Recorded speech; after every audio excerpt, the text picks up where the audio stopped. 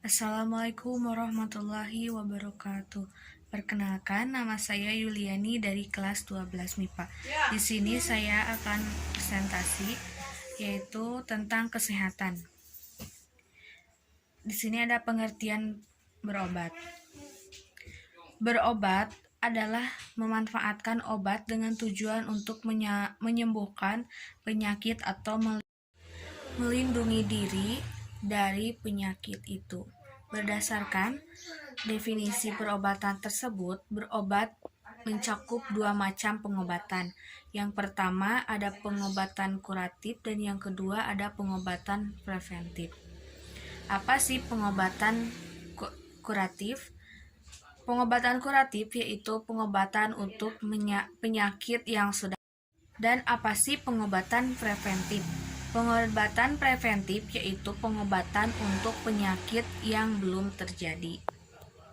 Syariat Islam ada dalil persyaratan pengobatan kuratif, yakni pengobatan setelah terjadi penyakit, antara lain sabda Rasulullah SAW yang isinya sesungguhnya Allah telah menurunkan penyakit dan obatnya dan menjadikan obat bagi setiap penyakit, maka berobatlah kamu dan janganlah kamu berobat dengan sesuatu yang haram.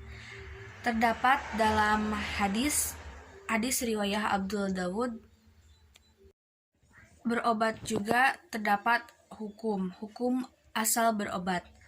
Hukum asal berobat adalah sunnah atau madbud sesuai sabda Rasulullah SAW yang isinya sesungguhnya Allah telah menurunkan penyakit dan obatnya. Maka berobatlah kamu dan janganlah kamu berobat dengan sesuatu yang haram. Hadis riwayat Abu Daud. Dan tetapi perintah berobat ini bukan perintah wajib, melainkan perintah sunnah, karena terdapat beberapa qarinah atau petunjuk dalam beberapa hadis yang menunjukkan berobat itu adalah anjuran, sunnah, bukan kewajiban. Selanjutnya, hukum berobat dengan zat najis atau haram.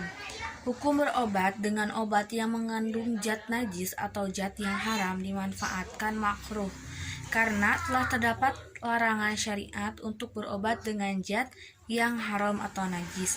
Meski larangan ini adalah larangan makruh, bukan larangan haram. Hukum berobat dengan zat najis atau haram terdapat dalam hadis bahwa sesungguhnya Allah tidak menjadikan kesembuhan kamu pada apa-apa yang haram atas kamu. Hadis riwayat Ibnu Hibna. Hukum berobat dengan zat najis atau haram terdapat dalam hadis riwayat Ibnu Hibban.